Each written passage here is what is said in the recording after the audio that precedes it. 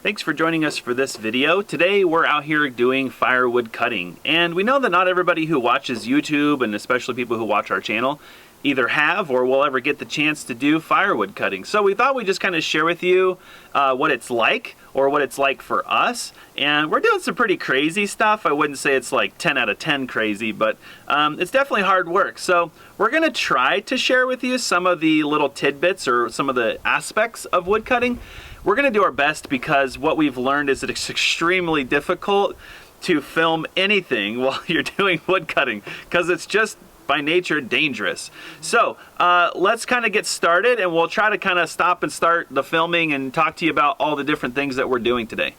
So first things first, when you hear firewood cutting, you might think that all you need to do is go drive out on some country road, park your car, cut down a tree, put it in the truck, and go home.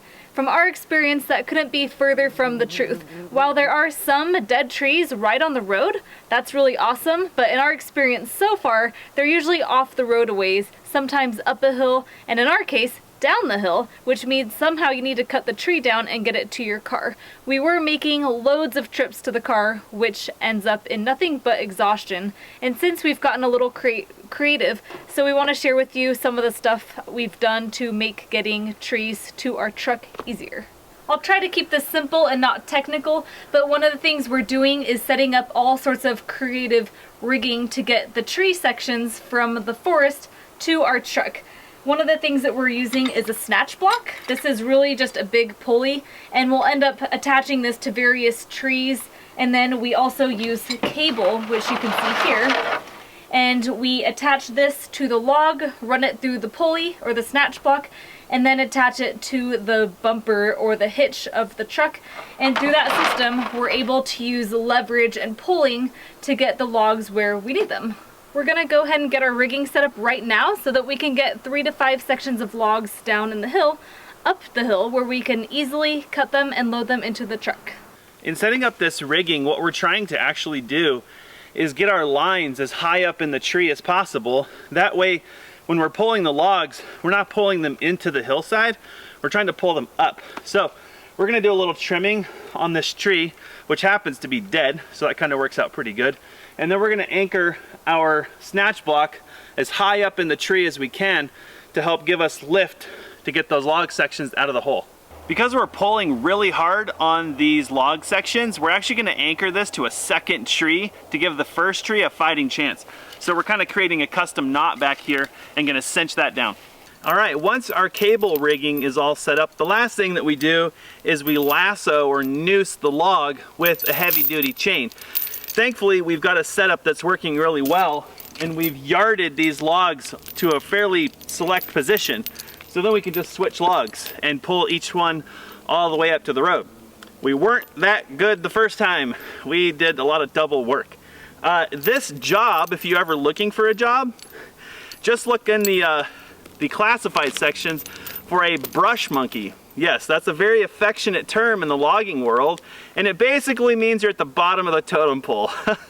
And you get filthy dirty, you're freaking exhausted, and I think they pay about minimum wage. All right, our rigging's all set up now, so I'm actually gonna cut a couple of these logs in half for a couple of reasons. One, the big guy behind me is flat out too heavy to pull a hole all the way up this hill with the rigging that we have. We're not loggers, so. And this guy's just too long. He's actually burying the nose into the hillside, which yesterday caused us to break our rigging. So today we're gonna be a little more modest. We're gonna chop it in half, see if we can get it out of here that way. So Alyssa is gonna tell you about the next step. So while Jesse's busy being a brush monkey, I will be driving the truck, and I'll be listening for his commands of forward, back, and stop. And together we try to use teamwork to get the logs up the hill as efficiently as possible. Forward!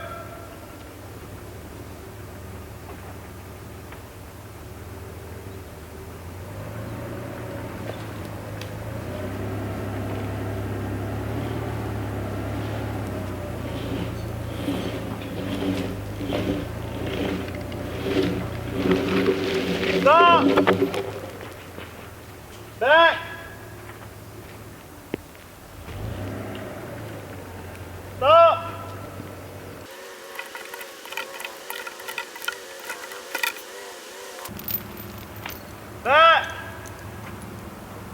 All right, we got all of the log sections up out of the hole, and now we can start processing them. So we're going to cross-cut them into lengths that are appropriate for our wood stove. Something you don't think about until you have a wood stove is how long of a log can you stick in there. So we're going to use a little guide stick that we cut them all into sections, and then we're going to go ahead and load them in the truck. But before we get to that, we want to tell you a little story about firewood cutting and how everything breaks. Well, when you're doing it on a budget, everything breaks. So before this clip, our truck decided it doesn't want to run anymore. Period. Just done. So we've spent the last 45 minutes trying to diagnose. No luck. The good news is it's Friday. This is a pretty busy road.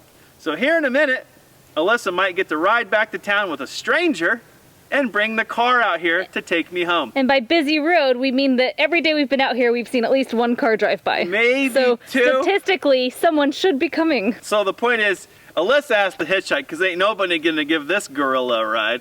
All right, let's make some sawdust.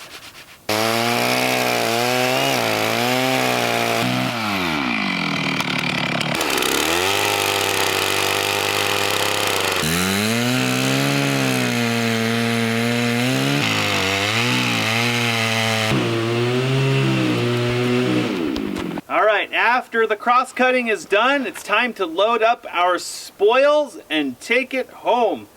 So you might be thinking, why don't you split these big guys? Seems like it would be easier, right? Well, the reality is, they're easier to move when they're round. When they're quartered, they're heavy. And you can't split them in half because then they don't want to do anything. They're just heavy and awkward. So we actually choose to use leverage and take them home round. Then they're easy to unload and fairly easy to load. You have to have proper technique. All right, everything's loaded. So for those non-firewood getters out there, we only got maybe 1/2 of a cord of wood. But that's okay because yesterday we had the truck full to the brim, which was probably closer to 3/4 of a cord. It's heavy, so we did pretty good. We just wanted to finish up this job we'd started yesterday, and at the end of the day it was 6, 7 o'clock, I don't know. Stuff was breaking. Just wasn't worth it to continue. My back was hurting. So anyway, we got everything that we wanted to get today. An update, nobody has gone by. So Alyssa's still here, and we are still here. And we're still here.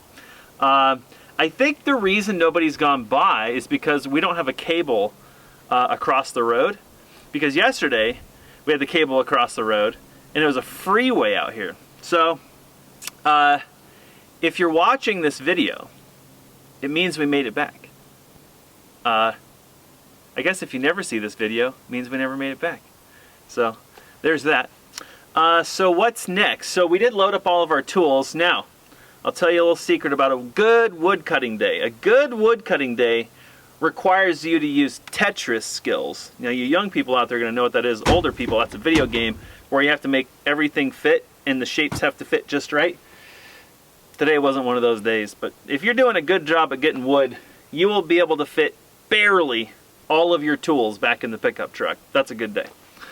So what now? Now, because we're good stewards of the public land, we're going to do a little tidy up work because we did yoink these out of the ditch and we kind of disturbed the soil and moved some rocks and stuff around. So we brought some tools with us. We're gonna kind of try to put all that back together so that Mother Nature can plant her seed and bloometh forth. So there you have it. That's what it's like to get firewood. This is just one day though. We're trying to get about 8 cords, not because we have to, but because we actually want to get ahead. So we've been doing this for the past 2 weeks, more or less. We've had some errand days in there, but that's what that looks like. Yeah, and there's a lot of questions people probably have about firewood cutting, but we don't know what they are, so we're gonna kind of guess at a couple of them. This is by no means, I just want to say this is not what getting wood is like. There's absolutely no way for us to capture the entire experience. It could be like 100 videos, just because every little piece of it is a lot of work. And maybe a topic for another video, this is Alyssa's first time getting firewood.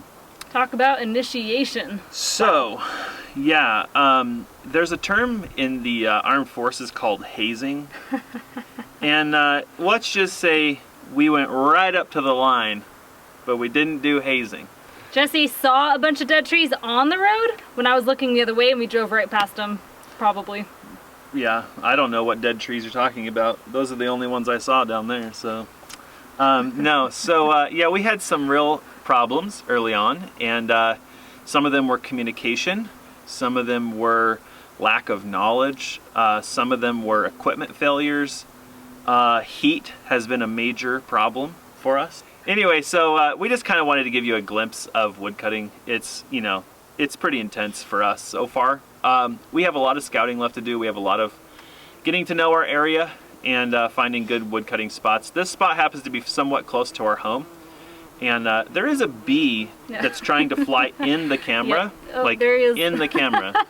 He doesn't want to be on it, near it, he wants to be in it. Like that's up close and personal with nature right there. So anyway, we're competing with nature out here, by the way. That's a fact. The flies today have been pretty legit.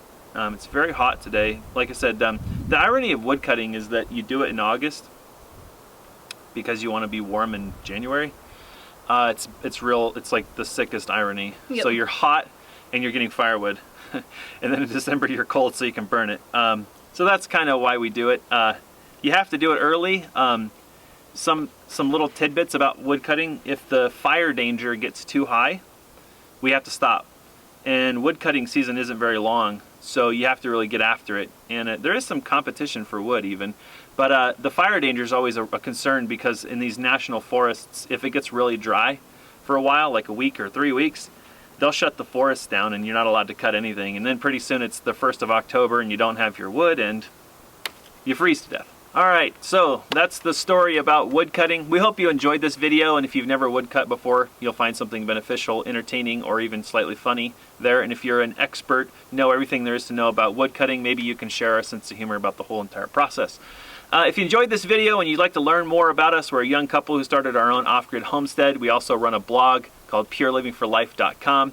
If you'd like to subscribe to our YouTube channel, we'll put a subscribe button somewhere around here, so click on that, join us on our journey. Follow us on Facebook or Instagram if you'd like. There'll be links for all that fancy stuff in the description below. And we'll see you in the next video. Cool, time to go home. Yeah, I'm freaking tired and hungry. Oh wait, Oh, crap. the truck doesn't work. What time is it? I think it's like 6. I think it's 5:30? 5 something. Okay, it doesn't get dark for another hour or two? Nobody's come by yet. It is Friday in the evening. That's good. And that's good, because there's camping that way. Wait, I think I hear a car. Nope, it's just the wind. No. Okay, we It's should just the probably wind. seriously, like, start hiking. I don't know. What do you Yeah, think? if we want people to see this video, we better do something. Yeah. All right, let's see if the truck will start. That's a good idea. Yeah. All right.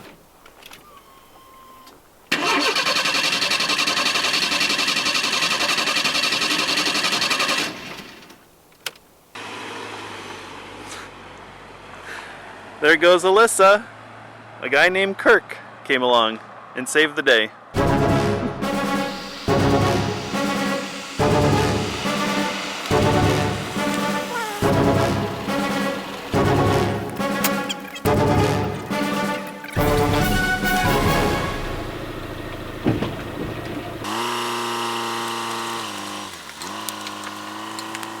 All right, Alyssa made it back. Yay! You're gonna get to see this video. Our efforts were not for nothing. All right, let's get the heck out of here. I've seen enough of this place. Yes, we're hungry. Yeah, I'm hungry. All right, you thought the video was over. We did make it home. We did make it home. And I don't know when this happened, but it just happened. What the frick is going on? Was this a glitch in the Matrix? I think we shouldn't have got out of bed today. The last time this happened, the bumper got ripped off the car, my phone got broken, and we had a flat tire on the trailer all on the same day. So right now, we're gonna go sit in a blue padded room and not talk to anybody for the next 24 hours. That way nobody else gets hurt, because I don't know what's up with today, but we are breaking everything we own. So, we now get to change a flat tire. Here's hoping we have the jack that goes with the car, because the jack that we normally keep in the car, it's up in the truck in the mountains where we don't have it.